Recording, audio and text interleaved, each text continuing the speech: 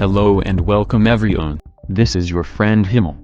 I'm going to show you how to fix installation failed fatal error during the installation of VirtualBox. Let me show you the error first. It looks like this.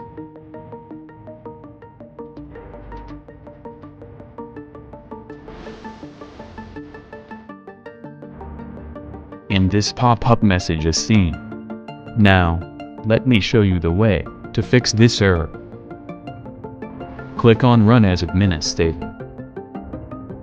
Now, click on VirtualBox USB support.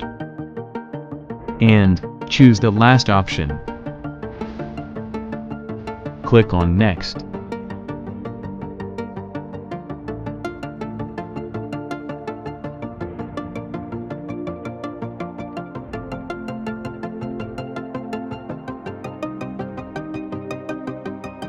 So, the installation is successfully completed, without any error.